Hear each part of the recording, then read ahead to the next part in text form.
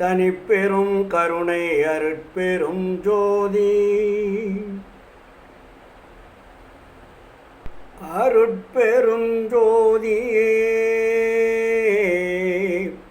அருட்பெரும் ஜோதியே என்னாருயிரிற் கலந்து ஆடுகின்ற அருட்பெரும் ஜோதியே அன்பிற்கலந்து அறிவாய் விளங்கும் அருட்பெரும் ஜோதியே தெள்ளாரமுதாகி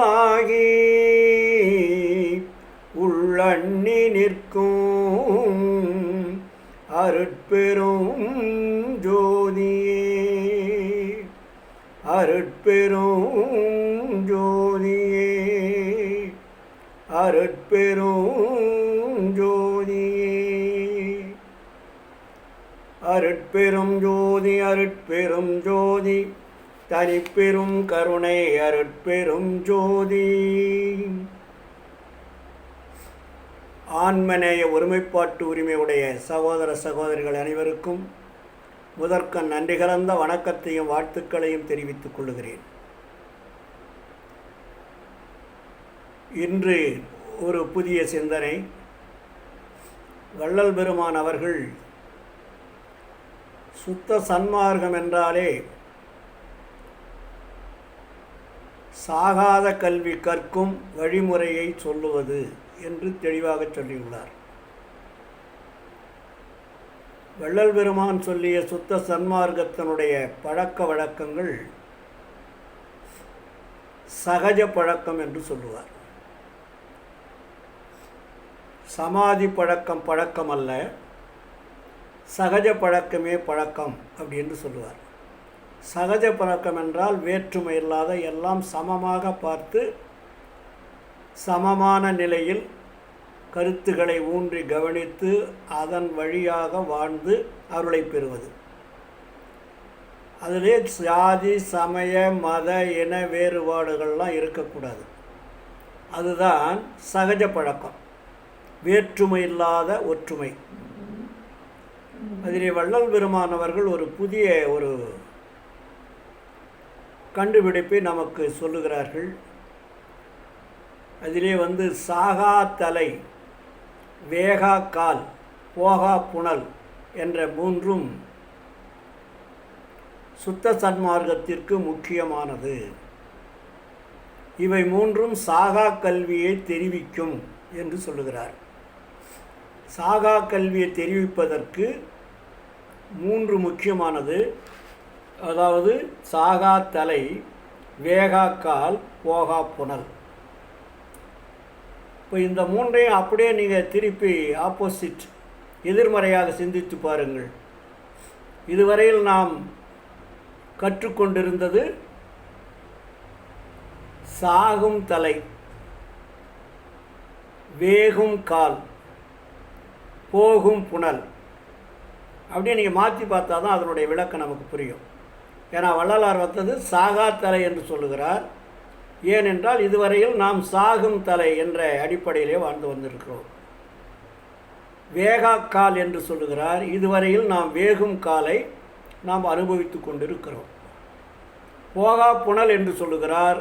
இதுவரையில் நாம் வாழ்ந்தது போகும் புனலை அனுபவித்து வாழ்ந்து கொண்டிருக்கிறோம்.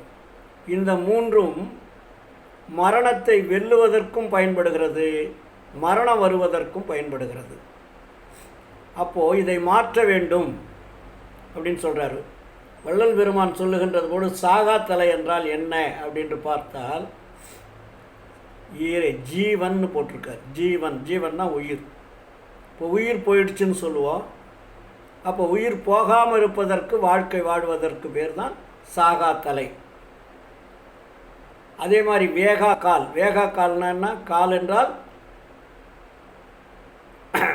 காற்றுன்னு சொல்கிறோம். அது ஆன்மா என்று சொல்லுகிறார். போகா புனல் என்று எது என்றால் அதுதான் வஸ்து, அதாவது அது விந்து என்று சொல்லுகிறார். அப்போது சாகாத்தலை என்றால் உயிரை காப்பாற்றுவது, வேகாக்கால் என்றால் ஆன்மாவை பிரியாமல் வைப்பது, போகா புனல் என்றால் உடம்பில் இருக்கக்கூடிய சக்தி வெளியேறாமல் பாதுகாப்பது. இதுதான் சாகாத்தலை, வேகாக்கால், போகா புனல் என்று வள்ளல் பெருமான் தெளிவாக சொல்லுகிறார்கள்.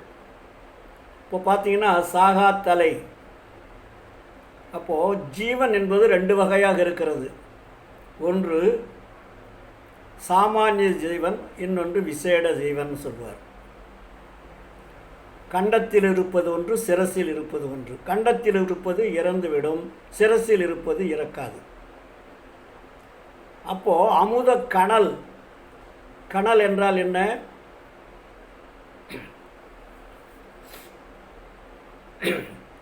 நெருப்பு. அமுதக்கணல் என்பது அழியாதது, இன்னொன்றை அழிக்காது, மற்ற கணல்லாம் அழிச்சிடும். அதனால் வள்ளல் பெருமான் இங்கே என்ன சொல்கிறாரு? சாகாத்தலை, வேகாக்கால், போகா புனல். உயிரை காப்பாற்றணும், ஆன்மாவை வெளியேற விடக்கூடாது. உடம்பில் இருக்கக்கூடிய, அதாவது விந்து என்ற ஒரு சுரப்பு இருக்கிறது, இரத்தத்தினால் ஏற்படக்கூடியது. அந்த விந்து என்பது வெளியேறிக்கொண்டே இருக்கிறது, அதை வெளியேற்றாமல் பாதுகாக்க வேண்டும். அப்போ உடம்பில் இருக்கக்கூடிய 3 பகுதி ரொம்ப முக்கியமானது. அதாவது ஆன்மா, ஜீவன், உடம்பு, இந்த 3ஐயும் நம்ம காப்பாற்ற வேண்டும். 3ஐயும் காப்பாற்றுவதற்குண்டான வழிமுறைகளை சொல்லுவது தான் சாகா கல்வி பயிற்சி. அப்போ சாகா கல்வி பயிற்சியில் நமக்கு என்ன சொல்கிறாரு வள்ளல் பெருமான்? உடம்பில் இருக்கக்கூடிய உயிரை காப்பாற்றணும், ஆன்மாவிலிருந்து வரக்கூடிய அருளை பாதுகாக்கணும், உடம்பில் இருக்கக்கூடிய கழிவு நீராகிய விந்து போன்ற அந்த ஆற்றல் மிகுந்த சுக்கிலத்தை வெளியேறாமல் பாதுகாக்கணும். அப்போது இதிலே நமக்கு 3ஐயும் நம்ம பாதுகாக்க வேண்டுமானால் வாழ்க்கை முறையிலே ஒழுக்கம் என்பது தேவை. அப்போ ஒழுக்கம் என்றால் என்ன அப்படின்ட்டு பார்க்கும்போது தான் நம்ம உணவு முறையிலிருந்து, உலகியல் வாழ்க்கையிலிருந்து எதுவுமே பற்று வைக்காமல் இறைவனுடைய தொடர்பு கொண்டு இறைவனை 24 hours எந்நேரமும் இறைவனுடைய நினைவிலிருந்து மாறாமல் வாழக்கூடிய வாழ்க்கை.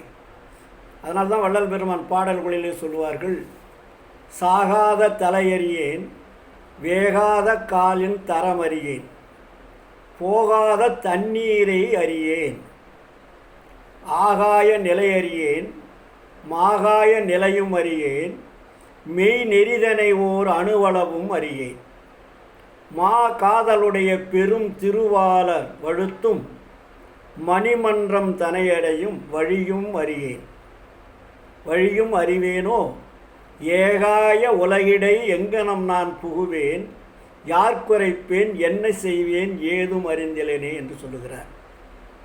அப்போ சாகாத தலை அறியேன், வேகாத காலில் தரம் அறியேன், போகாத தண்ணீரை அறியேன். இங்கே விளக்கம் அந்த பாடலே கொண்டு வரார்.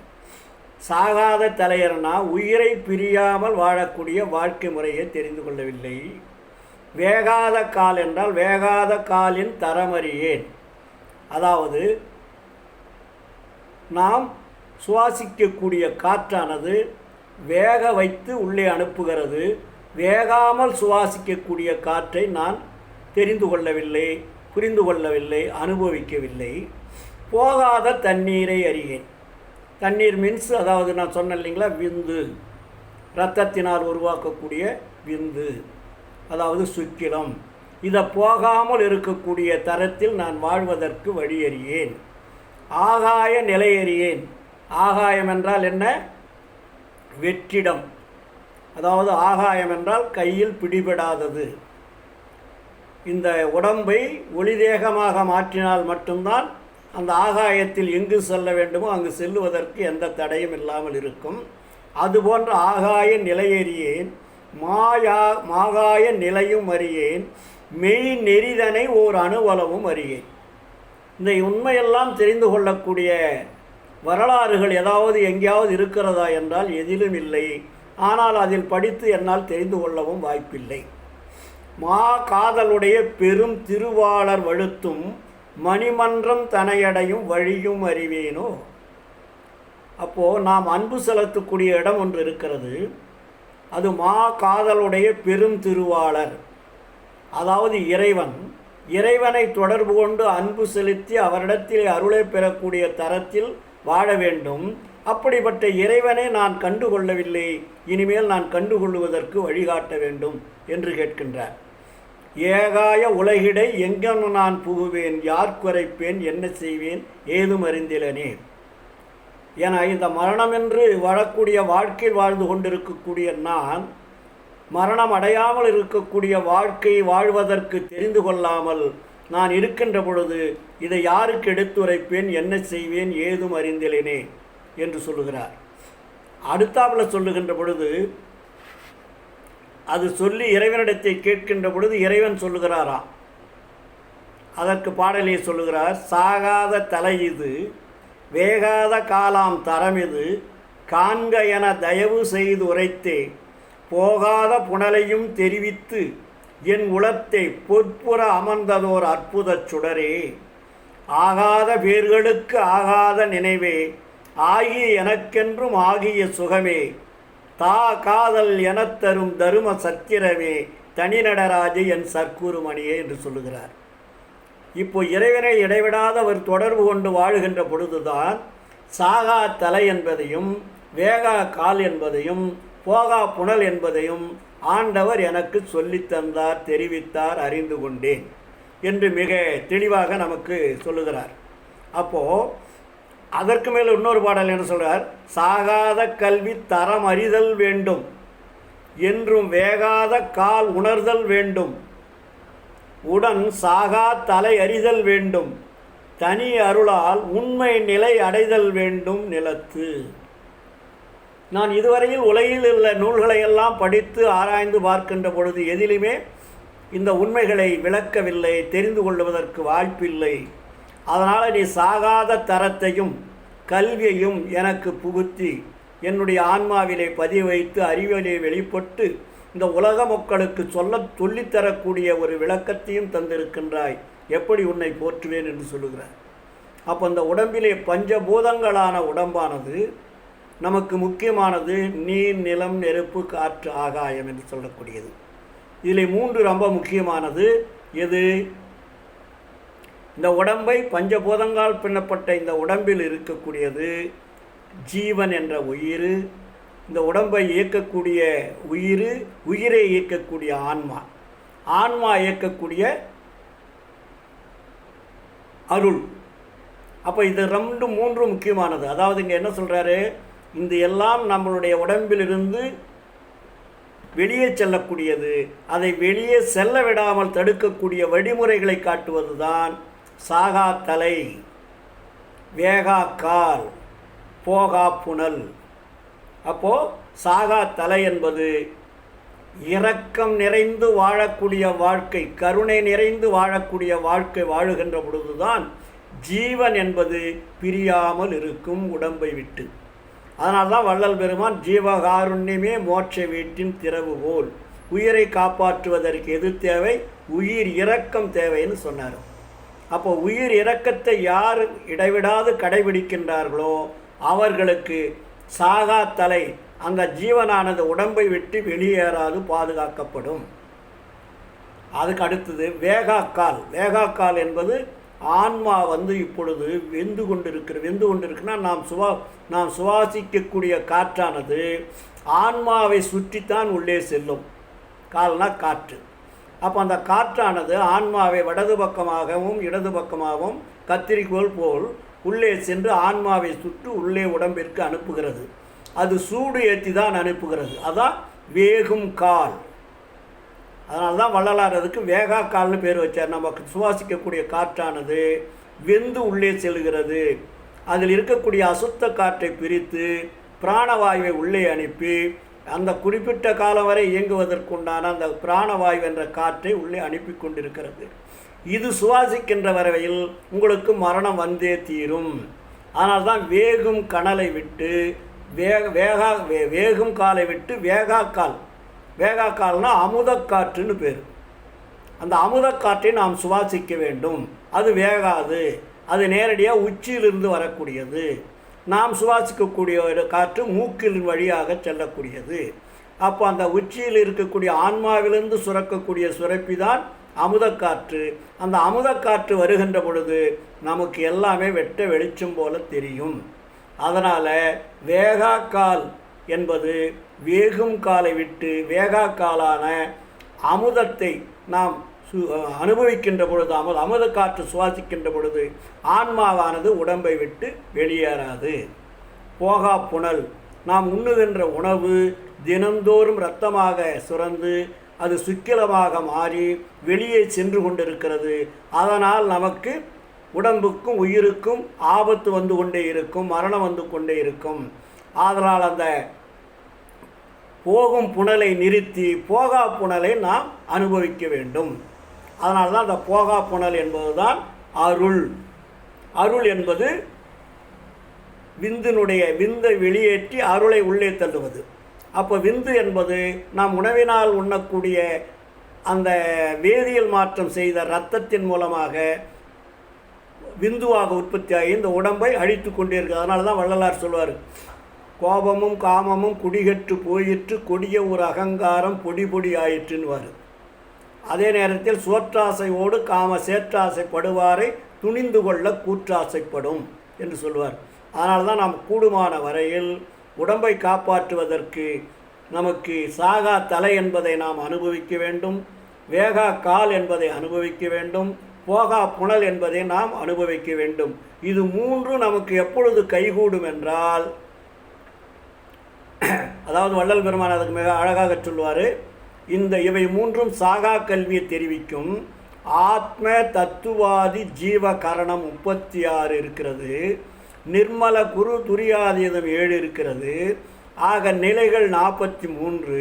இந்த 43 நிலைகளில் ஒவ்வொரு நிலைகளிலும் மேல் குறித்தவை உள.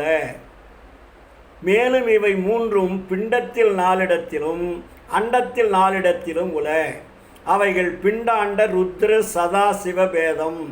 சாகா கல்வியை குறித்த 43 நிலைகளில் முதல் நிலை அனுபவத்தை பெற்றுக்கொண்டவன் பிரம்மன். அவனது காலம் ஒரு கல்பம். இப்படி 43 நிலைகளையும் ஏறி அனுபவித்து பெற்றவன் காலம் கடந்த காலாதீதன். இது தத்துவ ரீதியாக நமக்கு சொல்லுகிறார். இது எல்லாமே நம்ம ஒழுக்கம் நிறைந்து கருணையை வடிவமாக மாறுகின்ற பொழுது அனுபவத்தில் நாம் உணரலாம். மேற்குறித்த மூன்றும் பரமார்க்கமாகிய ஞான யோக காட்சியில் உண்டாகும். எவ்வளோ அழகாக சொல்கிறார் பார்த்தீங்களா? இது எப்பொழுது நம்ம தெரிந்து கொள்ள முடியும்? பேச்சினாலோ படிப்பினாலே தெரிந்து கொள்ள முடியாது. ஞான யோக காட்சிகள் உண்டாகும். யோக அனுபவங்களின் உண்மை பொருள் அபரமார்க்கத்தில் சிலர் உப்பு வகைகளின் பேதம் என்றும் ஔஷதி பேதம் என்றும் பூத பேதம் என்றும் சொல்வது உபாய மார்க்கம். ஆக அனுபவமே உண்மை மார்க்கம். உபாய மார்க்க வகையாகிய அபரமார்க்கம் தேக பூஷணாதி காமிய சித்தியை தரும், உண்மை நீக்கமற்ற சுரூப ஞானத்தை தரும் என்று அறிக. எவ்வளவு ஒரு தெளிவாக நமக்கு சொல்லுகிறார். மேற்படி உபாயங்களை ஒருவாறு தெரிவிப்பதும் சைவ சமயங்கள் தவிர வேறு எவ்வித சமயங்களிலும் இல்லை. அப்படி இருப்பதாக சொல்லி இருப்பதும் ஏகதேசம் என்று அறியவும். மேற்படி ஏகதேசங்கள் மந்திரங்களிலும் மேற்படி 3 அடங்குகின்றபடியால் 9 மாற்றுக்கு மேற்பட்ட தங்க ரேக்கில் பஞ்சாட்சரத்தை அடைத்து விக்கிரத்தின் அடியில் வைக்க மகத்துவங்கள் உண்டாகும். மேலும் உயர்வுடைய தங்கத்தில் விக்கிரகம் செய்து வைத்து ஔஷாதியாதி லவணங்களை அதற்கு சேர்த்து வைத்தால் விசேஷ சித்தி விளங்கும். இஃது திரிசிய காட்சி. அதாவது இதெல்லாம் உபாய மார்க்கம். சுத்த சன்மார்க்கத்திற்கு உபாய வகைகளான அபரமார்க்க காட்சி கூடாது. பரமார்க்கமாகிய அக அனுபவமே உண்மை. மேற்படி 3ஐயும் லட்சியமாகவே கொள்க. எது? சாகாத்தலை, வேகாக்கால், போகா புனல் என்பவை 2 புறத்திலும் உள்ள உபாய வகையை நம்புதல் கூடாது, உண்மையை நம்புதல் வேண்டும். இது சத்தியம் என்று சொல்லுகிறார். புரிகிறதா? நாம் இது எல்லாமே அனுபவத்தில் தான் உணரணும். ஏன்னா இப்போ பார்த்தா வள்ளல் பெருமான் தத்துவ ரீதியாக சொல்லியிருக்கின்றார்கள். சாகாத்தலை, வேகாக்கால், போகா புனல்னா. இப்போ நம்ம என்ன சொல்கிறோம்? சாகாத்தலை என்றால் உயிர் என்பது டைரெக்டாக நம்ம புரிஞ்சுக்கலாம். அது சாகக்கூடாது. ஏன்னா உயிர் போயிடுச்சுன்னா உயிர் இறந்துருச்சு, உயிர் போயிடுச்சுன்னு சொல்லுவாங்க. அப்போ உயிர் போகாமல் பாதுகாக்கக்கூடிய பயிற்சிக்கு பேர் சாகாத்தலை. ஆன்மாவை வெளியேற விடாமல் பாதுகாப்பதற்கு பேர் வேகாக்கால். அப்போது போகா புனல் என்பது நம் உடம்பில் இருக்கக்கூடிய கழிவு நீர்களை வெளியேற்றி அமுதம் என்ற ஒரு சுரப்பியை கொண்டு வருகின்ற பொழுது அது போகாத புனலாக மாறுகிறது. Very simple. இது எப்பொழுது நமக்கு கைகூடும் என்றால், ஒழுக்கமே கருணையே வடிவமாகி ஒழுக்கம் நிறைந்து வாழ்கின்ற வாழ்க்கை வாழ்கின்ற பொழுது வெட்ட வெளிச்சமாக நமக்கு தோன்றும். இதை தான் ஒரு தத்துவ ரீதியாக சொல்லுகின்ற பொழுது, சாகாத்தலை என்பது ருத்ரபாகம், வித்யாக்கலை, இரக்கம், ஜீவன், காரணாக்னி அப்படின்னு சொல்கிறாரு. அதே வேகாக்கால் என்பது மகேச்சரபாகம், சாந்தி கலை, அன்பு, ஆன்மா, காரணவாயு என்று சொல்லுகிறார். போகா புனல் என்பது சதாசிவபாகம், சாந்தி அதீத கலை, அருள், வஸ்து, கருணோதகம். இப்போ நம்ம சொன்னதை எளிய நிலையெல்லாம் நான் சொல்லியிருக்கேன். வள்ளலார் சொன்னதை. நமக்கு வேண்டியது முக்கியமானது உயிர். அப்போ எப்போ உயிர் பாதுகாக்கப்படும்? இரக்கம் நிறையணும், அப்போ தான் உயிர் பாதுகாக்கப்படும். அதுக்கு பேர் தான் சாகாத்தலை. வேகாக்கால் என்ன வரணும்? ஆன்மா நிலைச்சிருக்கணும். என்னன்னா இறைவனிடத்தில் அன்பும் ஜீவனிடத்தில் இரக்கம்னு சொல்கிறார் இல்லையா?